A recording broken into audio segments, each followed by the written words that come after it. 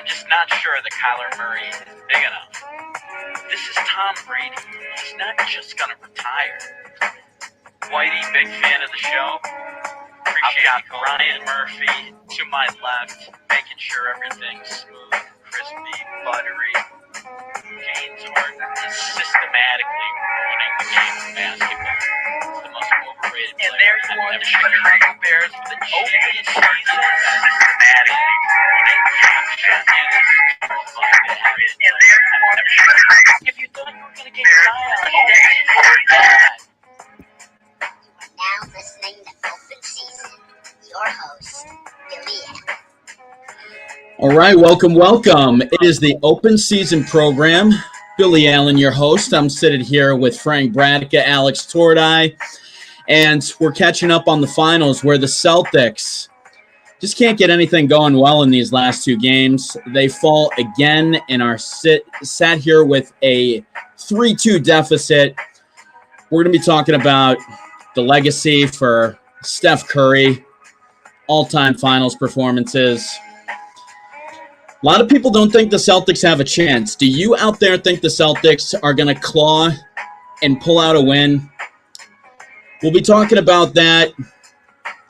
Who's your MVP? I mean, I feel like it's got to be Steph Curry, right? But if the Celtics win, who's your MVP? And if it's Jaylen Brown, is that even a good thing for the Celtics?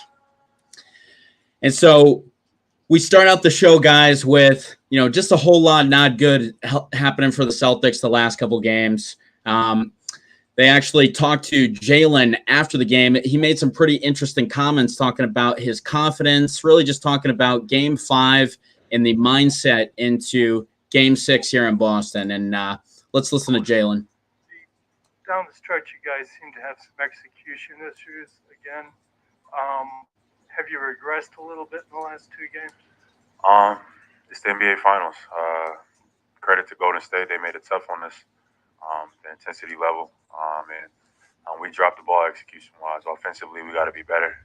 I got to be better, and I'm looking forward to it next game. Adam over here. Jaylen, you was saying, obviously you and Jason played essentially the whole second half until the end there. You thought maybe fatigue factored in. Was that something you communicate with him at all during the flow of the game, or were you feeling good the whole time? And if not, what did you feel like affected you guys when things started to turn? I wanted to be on the floor, and he made trust of me to be out there. So over the course of the game, we made some good plays. We were in it. It felt like we just couldn't get over the hump tonight. Tough loss, but got an opportunity to even it back up on our own floor, push a Game 7, and I'm looking forward to that challenge. So, guys, Jaylen Brown looking forward to the challenge. Are you looking forward to Game 6? And how much life left do the Celtics have? How do you guys see these last couple games playing out? Will there be a Game 7? And let's start with Game 6. Frank, what do you see in Game 6? I see a lot of the same. I think we're going to continue to struggle offensively.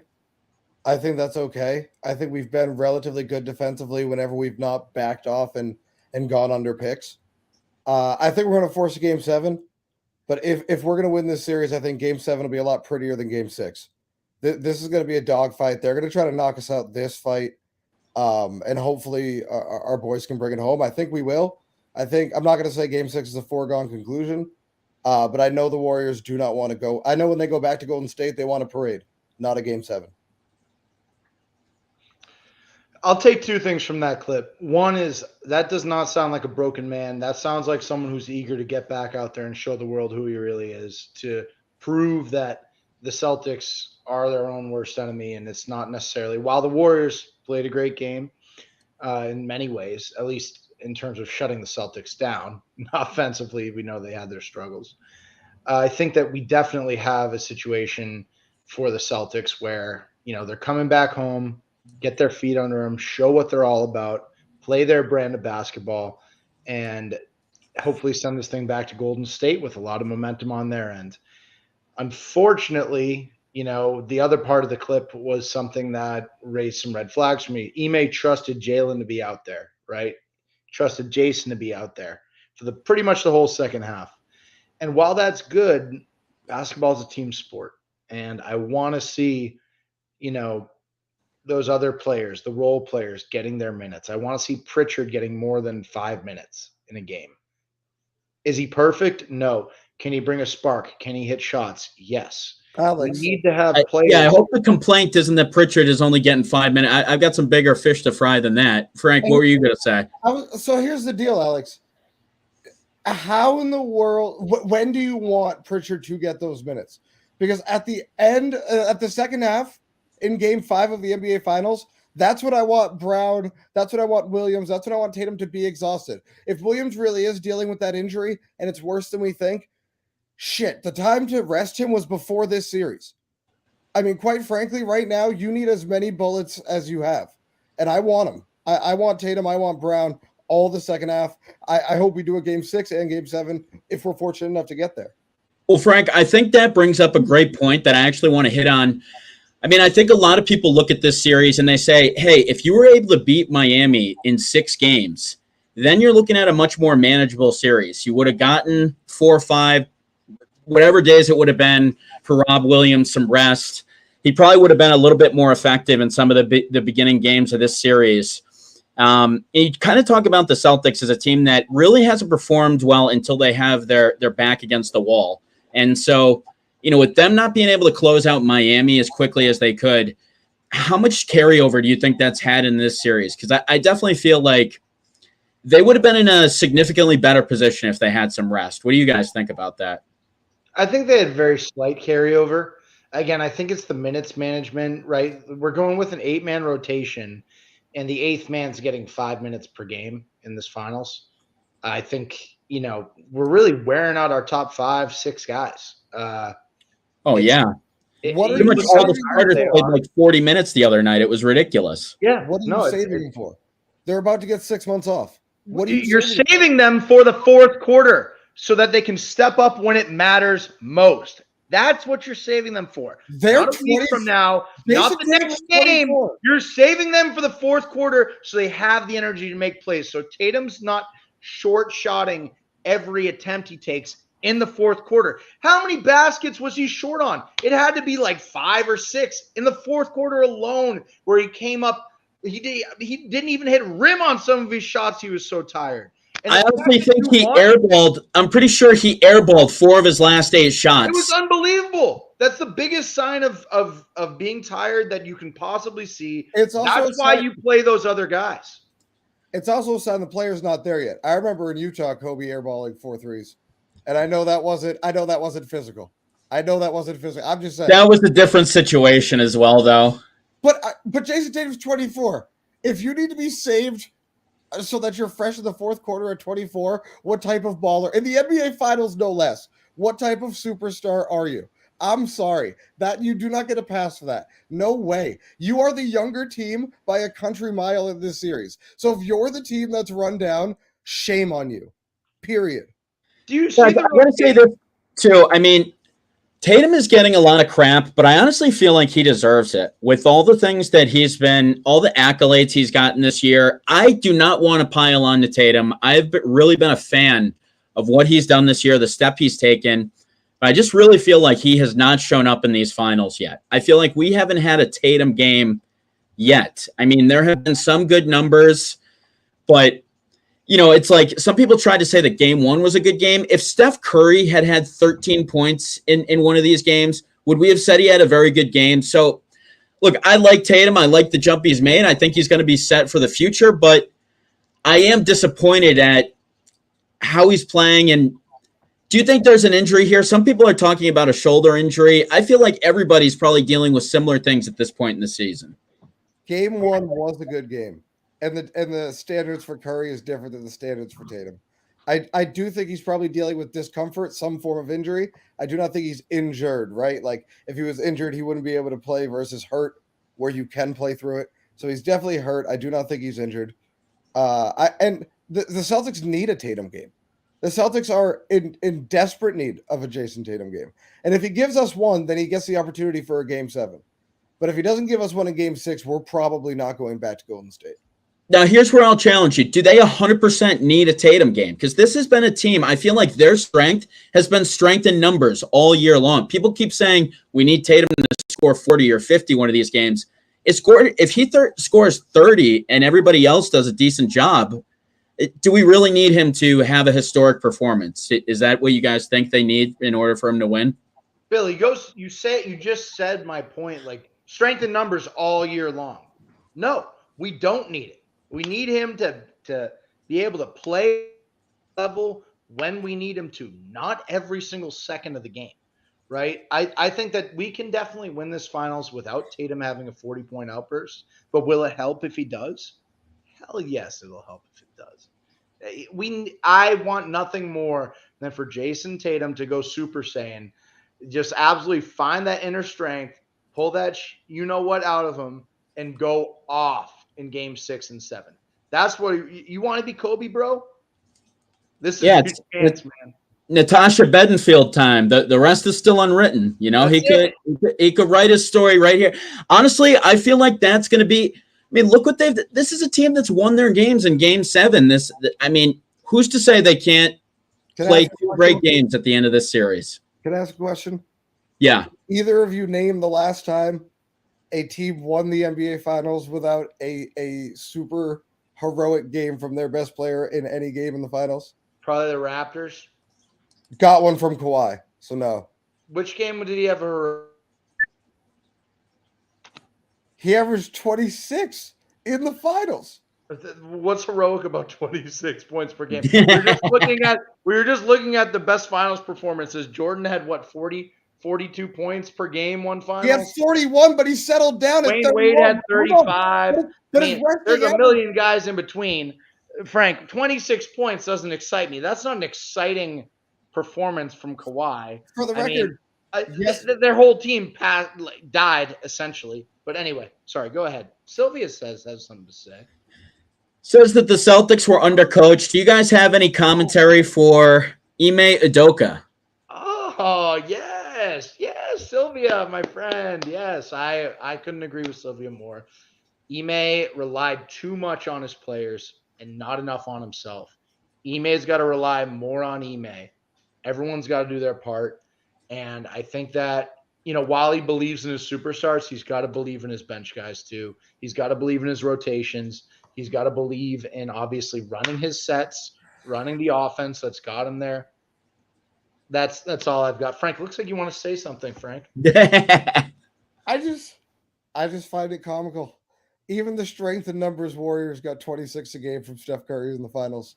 Like the idea that the Celtics, even with their deeper, better from top to bottom roster, are going to win this series without a Jason Tatum game is just like laughable. It's not realistic. It's not practical. It's not in actuality. It's hyperbolic. We will not win point blank period without a game from Jason Tatum. Doesn't have to be game 6, doesn't have to be game 7. But we're not going seven games with the second best defense in the NBA, the first best defense in Steve Kerr's tenure, an experienced tenured team, and not getting a superior output from our best player. I'm sorry. Now, if I had told you guys that Steph Curry would not hit a 3 for the first time in 233 games in the playoffs, wouldn't you have thought we would have had a much better chance? I feel like this is a 1,000% a game that they let. This game really hurt because they left this one on the table. You got Curry after that heroic 43-point performance where we're ranking him up against the best performances of all time. Curry had the biggest stinker that he's going to have in a playoff series, and the Celtics weren't able to capitalize. So, what do you think their mindset is after holding Steph Curry to 16 points and still taking the L? I mean, it's got to be like, damn. Yeah, I mean, it's got to be embarrassed, honestly. I mean, and it's not even like the Celtics played amazing defense on Steph. He was just not hitting, obviously. Because you got to assume that Curry isn't going to be this embarrassed in Game 6, right? Like, he's going to come out. Steph Curry is not going to have a bad Game 6 after this last performance. And not only that, the three of us, for those at home, we were talking about, could this be an all-time performance from Steph Curry? And I think we were all like, yes, it's going to be up there. I'm off that train now. You can't go over as the greatest shooter of all time. Why is that in air quotes? I was just Well, going to say, Why is that in air quotes? Well, probably didn't deserve air quotes, but Ray but- Allen has an 0 for 8 game in the finals. So Okay. who are you going to put there? still, And Larry Bird has still, 2 finals but- games, top 10 but are points. we talking about Ray Allen having an all-time finals performance? Fuck, absolutely not. But Absolutely. you wouldn't put it in air quotes when you were I talking air about quoted. I shouldn't have air quoted. Thank I made you. a mistake. Thank you. That's absurd. He's the best shooter of all time. And it's okay that he had a bad game because that is the nature of shooting. All great shooters have crap performances, right? Like it's a streaky business. When you go to the paint, your body may not hold up, but due to free throws and things like that, even when you're cold, you'll still get 10 free points at the line. When you're a shooter, you don't get those. So you're 8 of 23 is a lot worse than somebody who's going to the baskets 8 of 23. Much less free throws, much more long rebounds, harder for your transition defense. It's different. Schematically, it hurts your team a lot more to miss more and be less efficient from that much further away. And yes, prior to yesterday, I would have said this was teetering on a top 10 all-time performance. I still have a top 15. The man's averaging 30. I think this is one of the best finals we've seen in a long time in terms of health, quality of basketball on the court, modern basketball. I think they're up against a really good team in the Celtics. And if they win and he's been the best player by a country mile and they're using him as much as they are, I think it's still all time for him to be in the 30s, for him to be as efficient as he's been. And that's after a 14-point performance. He's still averaging over 30 points. So imagine where he was prior to that game. And it's still all time. It's just it went from somewhere, 8 to 12 to somewhere 15 to 20. But it's still right there. if Steph Curry wins, is he a top 10 player of all time? No, absolutely not. The answer is no. The answer is no. He's definitely top. He's got to be close. Knocking on the door. He's knocking on the door. That would be his 4th finals win. Arguably, he may have not have been the best player for a couple of those wins, right? I think he's knocking on the door of top 10. He's probably top 12. He's knocking on the door. The people inside the house are laughing at him because the people that are actually top 10 and top 15 know he's not there. No. Who's laughing at Steph Curry, the greatest shooter of all time? No air quotes. All right. Yeah, I mean, Frank, we already discussed the other day that he's probably the second best player of the LeBron generation, right? Right. So, I mean, you can't think it's too blasphemous that he'd be a top 12 player. I think LeBron is in that same house laughing at him right now. If Curry were to add 2 finals to that resume, 2 finals MVP, we're talking about a different resume. Right now, he's not top 10. And I guess your question was hyperbole. If he wins, would that catapult him into top 10? I still don't think so. What defines being the greatest? I've got winning Shaq. Championships? How are you defining this, Frank?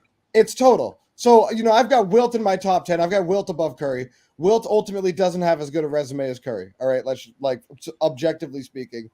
But I think he's greater. I think he was far more dominant. I think he was better at what he did than even Curry is at shooting. I think more rule changes came in to hurt Wilt than came in to help Jordan and Curry. So when I look at my top, I have Shaq 8, somewhere 7, 8, or 9. I don't think Curry's as great as Shaq, and he's probably going to finish his career with more titles. But I think Shaq at his apex is just so much better than Curry at his apex. I don't even think that's close. I just don't think Curry's there. I just don't. And for the record, it's tough for a shooter to be there unless they're a two-way player. Because he doesn't play defense. He's not affecting other things. Yes, because of his gravity, it always, even on his bad nights, affects other people. They get open looks that he's on the court, missing or hitting. So I understand that aspect. But it's tough for a shooter to be in that top 10 if that's all they do, even if they're the best all time. Let's take a break from this real quick and do our history session with Frankie. Let's do this day in sports. All right, so I like to keep this quick. We're going to start 1998. Chicago Bulls on this day beat the Utah Jazz.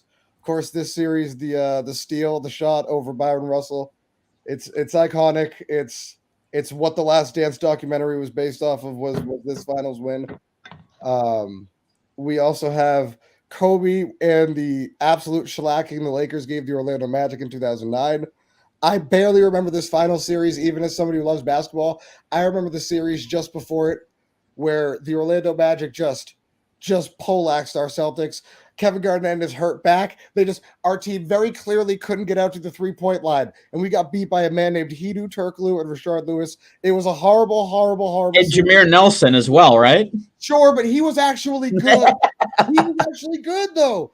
Rashard Lewis in Seattle was actually good. By that time, he was nothing more than a marginal stretch four, and Garnett just couldn't get out to the 3-point line. He was getting gimme bunny layups because I almost had checked there because Dwight Howard was that dominant. Because Garnett didn't play that series, Frank.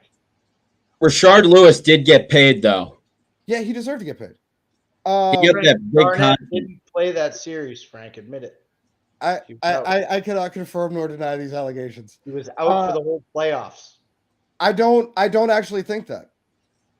I don't actually think that. I'm pretty sure If he was healthy that year, they definitely beat Orlando. Sure, but that's like a classic Celtic excuse that our players were injured. Whether it's Bird's back or McHale's foot or Pierce's knee, the Celtics always have some sort of, or Rondo's hand. The Celtics always have an injury. And for the record, it will be Tatum's something after this series. Because the Celtics media machine is unbelievable. They are undefeated just like the internet. Moving right along, we have 2007. We have the San Antonio Spurs sweeping LeBron off the court. That Cavaliers team had no – people hold this against LeBron as a real finals loss. That team had no business being in the finals. LeBron had that amazing Game 5 to get them right past the Pistons. I mean, and I remember Tim Duncan after the series. 27 straight points. Yeah. And I know Tim Duncan said, the league will be yours one day. Thank you for letting me have this one. Very true. LeBron went on to dominate. Tim Duncan actually went on to be a thorn inside for a little bit longer than either one probably thought at that moment. We also have the Magic getting swept by the Rockets on this day. Of course, game 1 of that series, we had the Magic up 110-107 with 10 seconds to go. Nick Anderson goes to the free throw line, misses 2, gets his own rebound, gets fouled again, and misses 2 more. Game goes into overtime off of Kenny the Jet 3, and Elijah Wan wasn't going to give that back to Shaq. I'm so sorry, young man. And the real one that I wasted time to get to, 1987.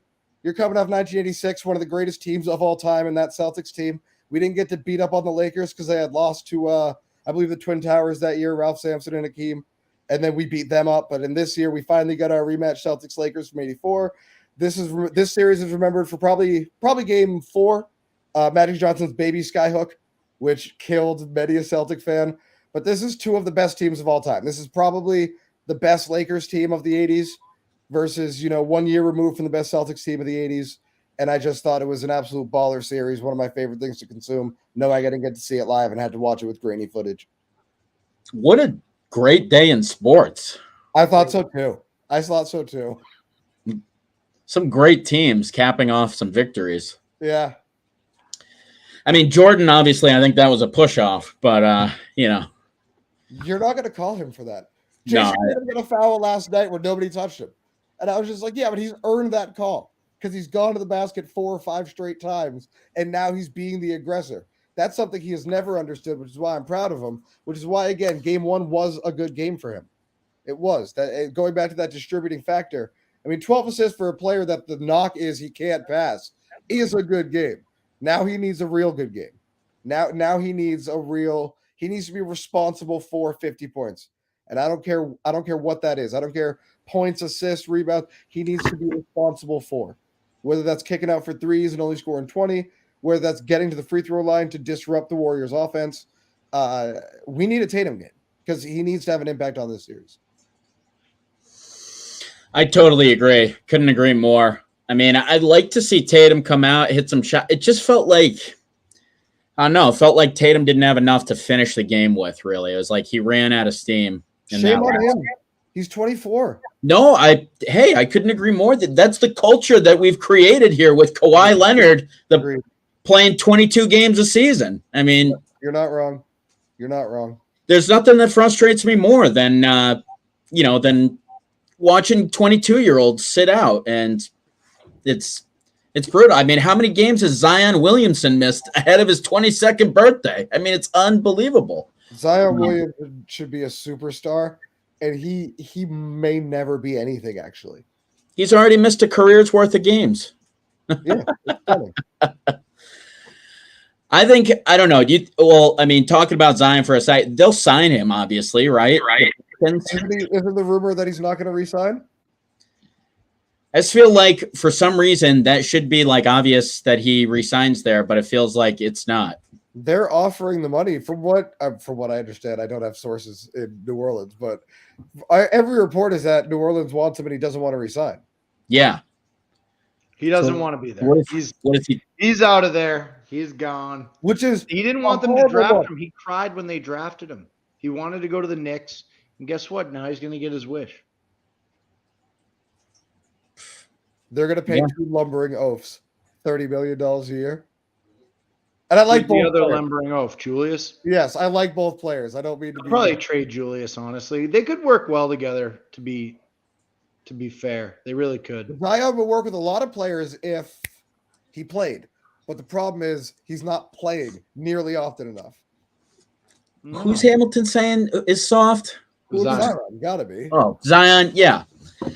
No, I mean, Zion is, but dude, it's crazy. He sat out the entire year. Then you see him in these dunk contests. He's basically doing dunk contests before the game. It's like, oh, Zion's out tonight.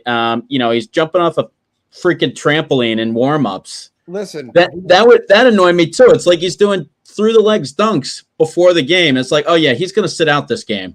We all saw him fall out of his shoe, and we thought, oh, that's a wonderful example of his athleticism. What a freak. And we all should have been thinking, no, that shouldn't be possible. Clearly, his dynamics don't work. Clearly, physically, there's something wrong there. And there has been. Well, Hammy says that the Tatum's soft. I don't know. I feel like Tatum did a lot to get a little bit bigger this year and but he's definitely been as like he was not soft this year, but he's been soft this finals, I'd say. The last couple games at least. Something's going on with his shoulder, but he's got to be able to play through this. And especially when you're first team all NBA. I mean, and just everything that this guy, he's 24, but he's been in the league 5 years now. I mean, if you're a Kobe, if you're a Harden, if you're on that level, you're performing at this age. Well, 7 years. Year 6 and year 7 is that NBA range, right? That's Kobe, that's LeBron. Or not Kobe, that's Jordan, that's LeBron, that's most of the. It's just, you're really going to leave this title on the doorstep. I mean, it's just, you look at this, Golden State was vulnerable. I mean, they were vulnerable. You could have had this. They're going to have Kuminga next year. They're going to have Wiseman. They're ripe for the picking this year, and you just didn't do anything the last 2 games, and that's really frustrating. Everything is, everyone's going to say, and of course, Frank, you were talking about as Celtics fans, everyone's going to say this is a pie in the sky season, and it is. This is obviously way ahead of pace, but to get to this point and then lay an egg the last couple games, it's. So let me ask you, it's disappointing. That's the vibe that you're going with. Is this growing pains, or is this Tatum missing something? Is this something he doesn't have? Because if he's soft, I would tend to think that this is something he's never going to get. See, I'll tell you what, before this year, I thought it was something where he was soft. He wasn't going to get it. Then it seemed like he was going to get it this year. So growing and then it's like 3 games away from the doorstep. He's gotten soft again. So Tatum's played his best basketball with his back against the wall all playoffs. I expect the same from him in game 6 and 7. Look at what he did against Milwaukee. Look at what he did against the Heat. Yeah, he's got like a 30-point per game plus average in elimination games or something, right? 4-1 in game 7s, Jason Tatum. Yeah, he lost in game 7. He should have won, though. That's where stats without context. He was a child. He was 19. Yeah, he had quite a lead. And for the record, Billy, I know we didn't talk about this in the opening. I would argue the loss previous to last night was even worse. We had a bigger lead. We had, it was at home. Game 4 should have been a win. And last night doesn't hurt nearly as bad. Game 4 should have been a win. It's not that the Celtics lost a bad game with Steph Curry playing poorly. They should have won a game where he played well. And they lost both. That was the thing. I was almost encouraged after that game because you're saying, holy God, Steph scorched the earth and went for 43, and they were still in that game till the end. Still in that game, we were winning most of that game. That's a bad win. Again, that's bad context. We were winning 90% of that game and lost it with Steph going off. We still should have played better in the fourth. And what bothers me about Tatum and this team in general, and why I think it might just be something light-skinned Jesus he's not going to grow into this. The body language is so freaking bad and has been for a very long time. And when Horford left, it was something he complained about. And when Isaiah Thomas left, not that I have a whole lot of stock in things that he says, it's something he brought up. I know it's something Brad Stevens. The body language on this team is horrible. Even after that offensive foul, everybody in their living room was so mad at Marcus Smart in that moment. But so were his teammates. And you know what we shouldn't know? That his teammates feel like we do. And you saw Horford go over and talk to him. That's leadership. That's got to be Tatum's role at some point. He's got to be mentally tougher, and I'm not convinced it's something he has. I'm not. Yeah, it's unfortunate that the two most talented guys on our team are the two most mellow guys. You know, the leaders are Marcus Smart and Al Horford, two guys that you're not really respecting based off their play. You know, they're good leaders, but, you know, it's just unfortunate that the two guys who really kill it are two guys that are pretty calm and mellow and don't get in your face and get upset and scare you to want to work harder. Jaylen Brown gets it. If you could put Jaylen Brown inside of Jason Tatum, you'd actually have what we need Tatum to be. Jaylen Brown is lacking in talent, not superficially, but in terms of being an actual superstar. Tatum's got the talent, doesn't have the mental. And that's what I disagree. Jaylen looked like a weak little baby in the game last night. He and I love Jaylen. I think he knows what he looked like. I think he knows what he did. He was just shying away. He mentally was not there. So I think neither one of them is there, honestly. Not yet. You got to prove it. Alex, they played 5 games. The second highest points per game in the fourth quarter is Jaylen Brown. I thought that Tatum was writing the story. He wins the game 7. He kind of became himself in game 5. I still think it could happen. I feel like Celtics fans have already completely jumped off that. If you listen to any of the sports shows, I feel like people have already jumped off the bandwagon, but this team could turn in 2 great performances and still win the title. I feel like with how they've played too, the Jekyll, like Dr. Jekyll, Mr. Hyde nature of them, where they are awful one game, great the other game. You know, wouldn't this be this perfect team? This would so encapsulate this team to get to this point and still win these last 2 games. I mean, so can they do it? Sure. I mean, I think the NBA, with the way things go too, they're going to give us a game 7. Let's be real. Like, they put this on Father's Day. We're looking for Scott Foster, right? We'll see what happens, but I think God. I'd be pretty the extender. We're 6-1 with Scott Foster this postseason. We'll take him this game. Yeah, I was gonna say, you know, if the NBA is rigging Game 6, it's for the Celtics. Precisely. Give us Foster. I know the NBA has swept it out of the rug, but Scott Foster was placing phone calls to Tim Donaghy the day bets were placed. Like, this man is as guilty as anybody I've ever seen in court to still keep their job. Stunning that the man's got a nickname called the Extender. The man didn't they have like 300 correspondences and they were all like 30-second course, like it's basically just like, hey, put the bet in, like you know, okay, simple that's gonna work. Simple as that. Just like with Deflategate. Listen, I'm not saying he did anything with those balls. I'm saying he was in a locker room with 6 bathrooms, and then he chose to go to a very specific bathroom for a very specific amount of time. He was on a diet. He was the deflator. The deflator. When you got a nickname and things don't seem to add up, it seems cut and dry to me. It just seems the fact that I didn't mean to break off all this tangent, but the fact that Scott Foster and some of these other refs have jobs after everything we know is stunning to me. And if he gets the game for Game 6, Celtics fans, as much as we like to complain, should feel good about the NBA wanting it to continue. Torda, why don't you come join us at the front of the class?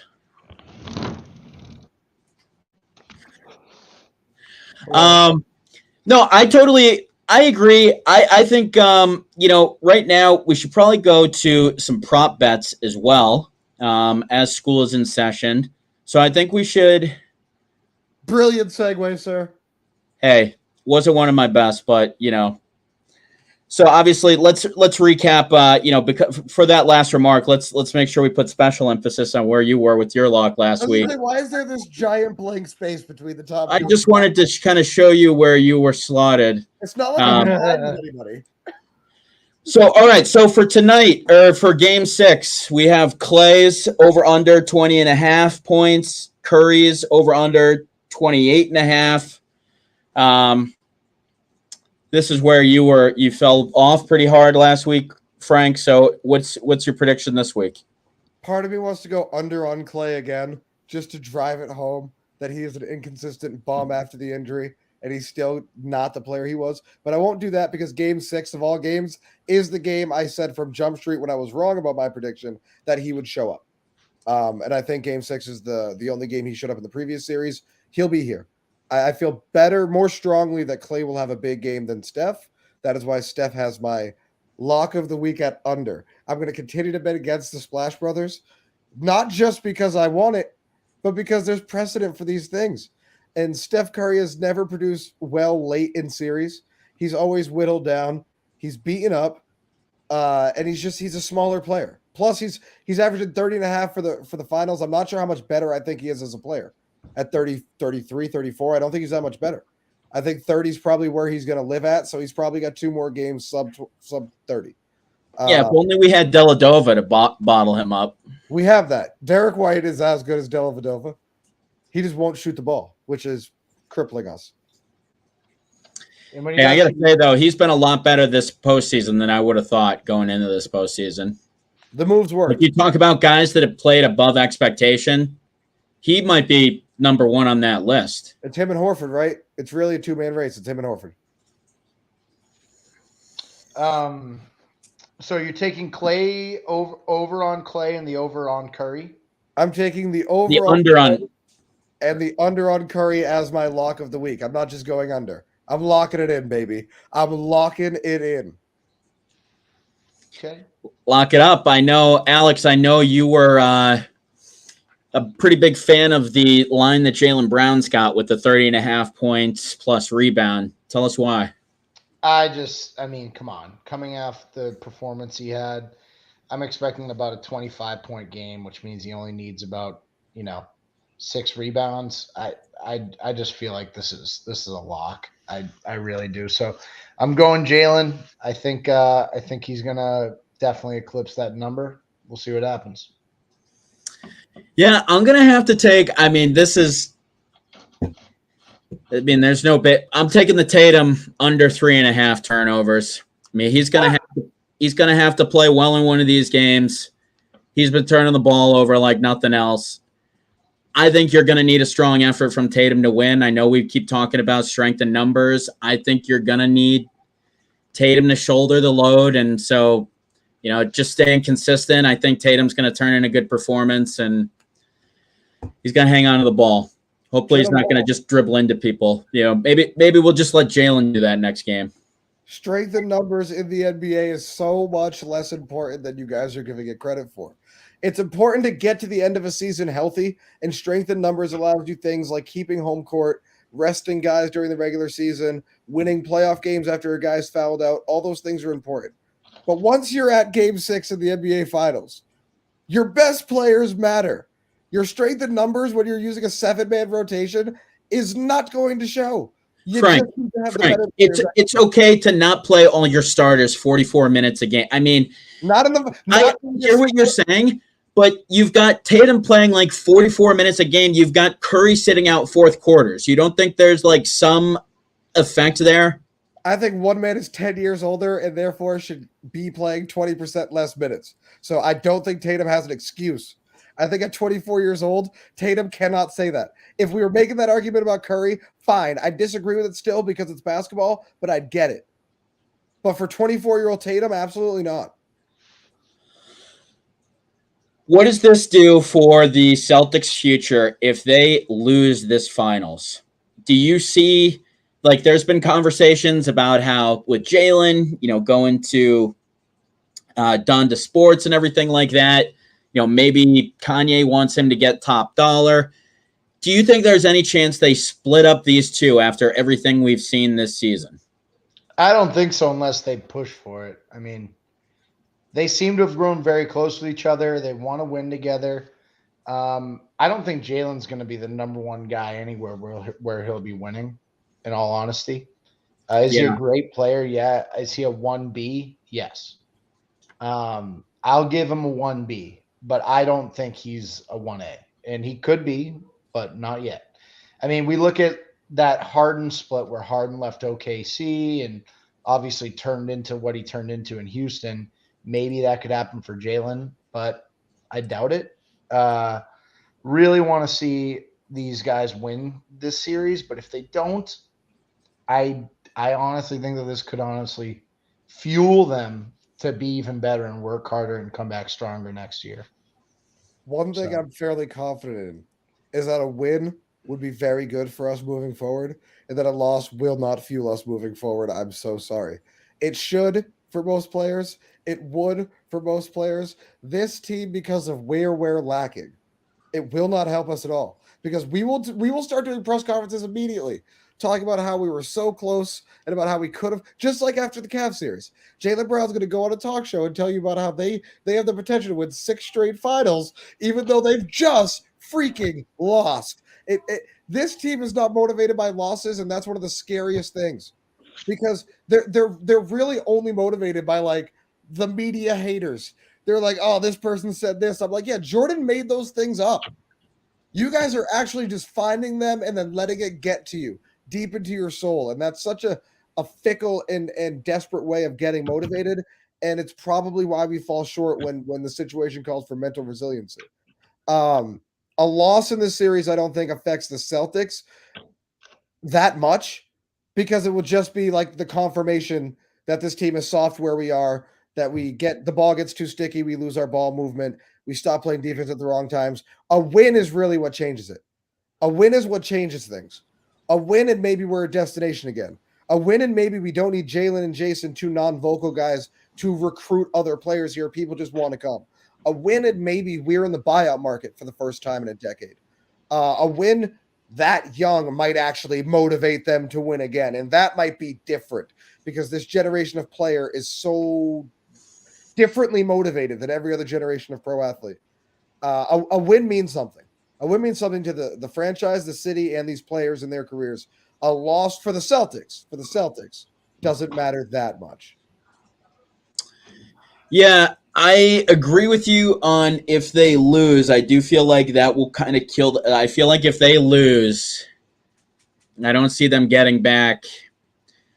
However, I do think that, to your point, you're saying kind of if they win, do they become a destination? If they win, do they? I feel like they are they will be a destination, and they will be. You're telling me a guy like a Bradley Beal wouldn't come here or somebody else who says, okay, the Celtics had a couple guys like Al Horford that they picked up off the scrap heap, Derek White or whatever like that.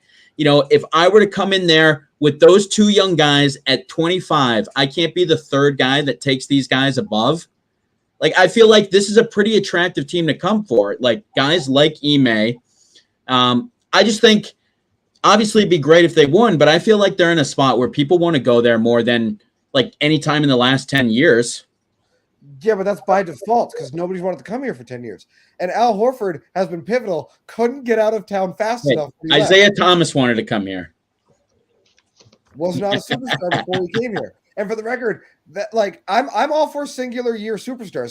Steve Francis for a year was a superstar. Isaiah Thomas, the year he was with us, was a top 5 MVP candidate. Almost 30 points a game. He was a superstar that year.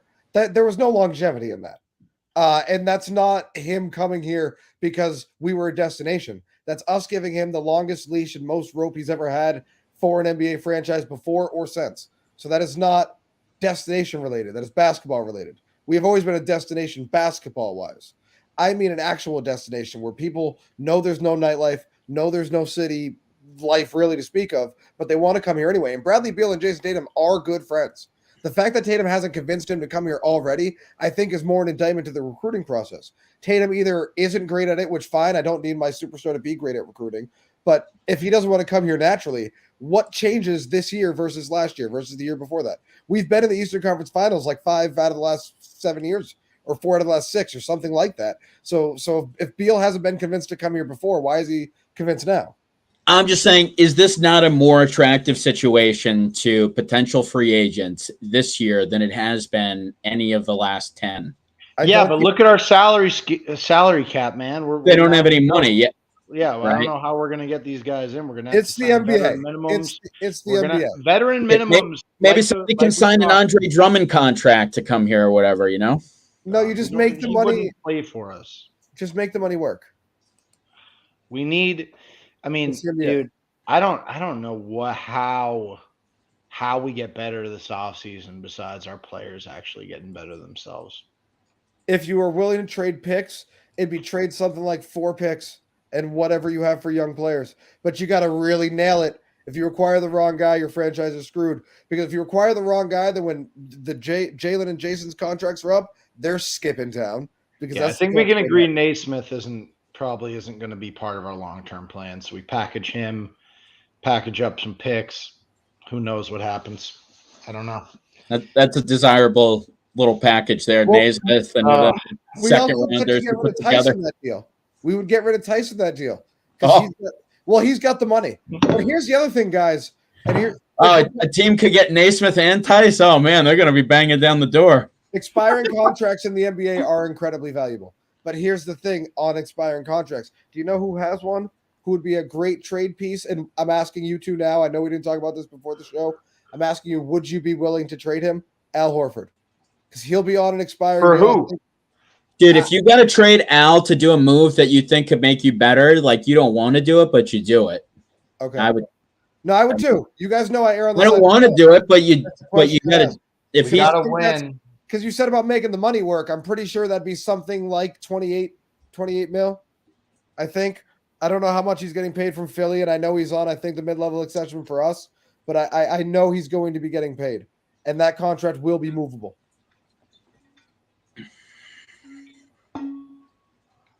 Yeah, I mean, if you could move James Harden, you could probably move anybody.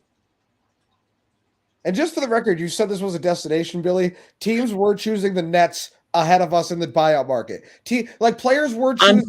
I'm saying after this, you look at this team and you say this team made the finals with a top defense. They've got 2 guys that are 25 or younger. I could be the 3rd guy that goes there and puts them over the top. I mean, look at like Phoenix adding a Chris Paul or something like that. You can't convince yourself that you could be the Chris Paul to Phoenix for this. Choosing to be the 3rd guy in the NBA is a lot harder than you're giving it credit for. And Chris Paul didn't do that until he was 36, 35. Chris Paul was in a perfect circumstance to do that. How is Chris Paul the 3rd guy again? I'm pretty sure he's the 2nd guy. No. His point made sense regardless. Yeah, Alex, it did, yeah. Because Chris Paul signed on to be the 3rd guy, and DeAndre Ayton just didn't live up to the bill. But Chris Paul signed on to get those guys to the next level. All right, so let's keep talking about Golden State here for a minute, though. I tried to talk to you guys about this, like pre-planning for the show and stuff, but I had heard people saying that this Golden State team is not a dynasty without this win. I think they're 100% a dynasty. If your team makes it 6 out of 8 years and wins 3 finals, I don't understand how you're telling me that that's not a dynasty, that you can speak about basketball history without that chapter. I mean, can you guys sell me on the fact that they're not a dynasty without this win? Yeah, being under 500 is tough to call a dynasty.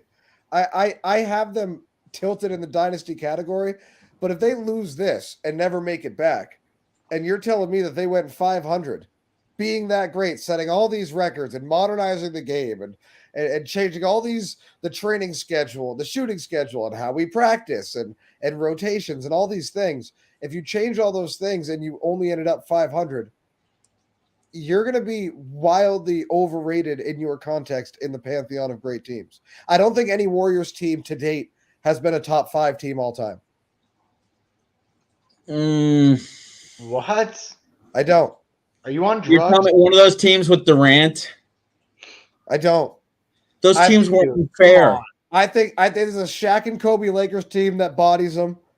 I think there's an 87 Lakers team that bodies them. 86 Celtics body them. 98 Bulls cripple that team. You can't body them, though. They'd be running them off the court. That's not true. That's fundamentally not true. The 83 Sixers would have annihilated that team. That's probably that's the Moses Malone and yeah, Chuck. The Fofo no, Chuck wasn't there yet. The Fofo Sixers is one of the best teams of all time. And that's not hyperbole. They just are. And that no Warriors team has been better than them. But we don't have to get into this today. We have summer shows coming up. But I don't think that they're I have the if it was a dial, I have the dial tilted towards dynasty. But they're a loss and never getting back away from that pendulum swinging. Well, I am disturbed by that. By those. That wasn't good. That wasn't good, Frank. That Why? wasn't good at all. Why? Swept Magic and Kareem. See you later. Swept him. That team can't get it. You're telling me that one of the Warriors teams with Durant can't be a top 5 team? Who on that Warriors team is guarding anybody in the front court from that Sixers team? And they had Julius. Andrew Bogut? Who's going to do what to Moses Malone? He's 7 feet tall. He could do a decent job. Kevin Durant could do a decent job. On whom? That paperweight is going to do anything to that front court? Now you said I was on drugs. You're telling me Kevin Durant's going to stop Moses Malone from doing anything in the paint? And yeah, I'm on drugs. Some of what he does in the paint, he'll stop. Not all of it. Not enough of it. Not enough of it to win that series. You realize that basketball is a team sport, Frank. Frank, I just feel like this is one of those things where if we polled 100 people, 99% of them would be on the Warriors. Hold on. But science has ways to break down numbers with context. So everybody of a certain age would say Warriors. Everybody of a certain age would not say Warriors. You would need to find that perfect demographic of enlightened young kids with modern old people, and that's the only people that give you a real accurate representation. I've never even heard of the 76ers team talked about as one of the great teams of all time. Have you, Alex? No. No, Mike and Mike had them ranked, I believe, top 5. Mike and Mike are stupid. Where did they have that Warriors team ranked? If we're going off the Mike and Mike ratings. I don't know that ranking came out when those Warriors. Oh, okay. That hasn't been updated yet. That's not my fault. We'll have to look at the updated rankings. I'm sure the Warriors are. Can we, Frank, sorry. Can we move on to another subject? I can't even deal with Frank on this one. Yes. Absolutely. Win for, say the Celtics turn it around, but Jaylen Brown is the MVP. What kind of discussion does that spark around Boston? Nothing. It just means that, hey, we've got a plethora of riches. We won. Winning cures all, right? Like, do you think that's true, though? Do you think that Tatum would feel anything not being the alpha? Dude, I don't think Kobe won his first 3 finals. I'm pretty sure that bothered Kobe. Yeah, and it probably made Kobe better. Sure, but it bothered him. The question was, would it bother him? Yeah. Yeah, it'll bother him. It should bother him. It would bother him. That'll make him better, hopefully. I feel like you hear him saying, like, if we get a win, we get a win. And that's all great to hear. That's what I want to hear him saying. But do you truly think that's how he feels? Yeah, I think that's truly how he feels. But he wants him to be the guy. He wants to be the guy. But the win is more important than him being the guy. I think it would be bad for Boston. It'd be bad for the Celtics, who have always tried to push team over player. It would be bad for a front office who has, for years, thought they were the smartest people in the room. It'll be bad for a roster of young guys who have always felt themselves to be in a better air than they really are. Marcus Smart looking at Jason Tatum hold that trophy. He'll accept it if it's Tatum. He'll even accept it if it's someone like Horford. But if it's Jaylen Brown, Marcus Smart, there are times where he thinks he's the second best player on the team. There are times he thinks he's the best. He's going to watch through very, very petty eyes that trophy being lifted by Jaylen if that's the case. And years down the line, I think that's a problem for this team. Do you think that those two had a little between each other back and forth after the game? There were some comments about, Jaylen kind of saying that they needed like the veterans to do something, and Marcus, forget exactly what but I feel like those two have had something between each other for a year. And do you think that's any part of what's going on here these last couple games? I think they're brothers and they push each other, and that's natural. Like we all need to do better at the end of the day. I think they both want to win just as bad as the other one wants it. So I don't take this negatively. The media, some might twist it and make it out to be really bad, but not me. This time, I agree with you, Alex. What happened in the bubble with the throwing of chairs and the small of the back, that was real. That was a real thing. That wasn't regular brother stuff. That was contentious. That was different. That was still these two players. So that was different. But right now, it is nothing. It's a big nothing burger.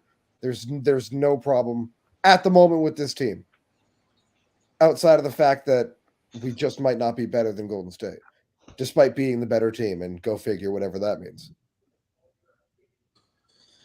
Now, one team that is definitely not doing very well is a team for, now this is our segment. We're searching hard for the name for this segment. Yeah, send in comments. It's really kind of like our, suggested, and it's kind of like our loser of the week, our turkey of the week, whatever. We're workshopping it. But the Angels lost 14 straight games.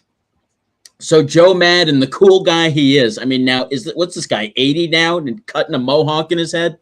Gets a mohawk to, get the troops going. Yeah, I got a mohawk. I'm in here with you guys. But doesn't even get to show the mohawk off to the team before they can him. Now, did he get fired because of the mohawk? If that doesn't just make you smile, I don't know what will. You hate to see it, but I gotta ask. Sitting down as his boss, is it easier to fire him because look at this jackass in his haircut, or is it harder to fire him because wow, this guy really sold out, and I'm still not letting him talk to the team? This guy's gonna clean out his locker now.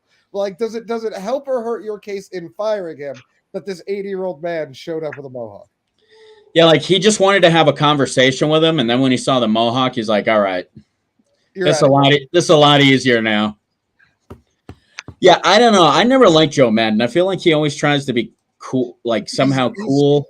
The smartest guy in the room. All of those coaches have always bothered me. Yes, 100%. I was so happy. I don't know. I just heard that story and was like, yeah, these are the sports stories we live for. He is the only two marketable players in baseball and can't win. Crushing that little try hard in his mohawk. Well, oh yeah, that's true. That's so true. That is so true. I know there's judges. I mean, baseball has a huge problem. I mean, that's why we don't talk about it. Well, no, we'll talk about it in a couple weeks when it's the only thing to talk about. Right now, that's true. We'll be doing a 3-part story on this in a couple of weeks. Just wait until this day in sports is only baseball, and we stretch that segment out to 10 minutes, 10 blisteringly ice cold minutes. Well, as you all get very excited for that preview into our programming, that's going to do it for us tonight. Appreciate anyone who might have tuned in. Let's go, Celts. Still unwritten, Tatum. It's still unwritten. Does everybody have the Celtics for Game 6 on the panel? Yes. Let's go, Celtics. Yeah. They're at least going to get Game 6. Make it 7. All right. Well, that's going to do it for us tonight. We'll catch you next week. Same time, same place.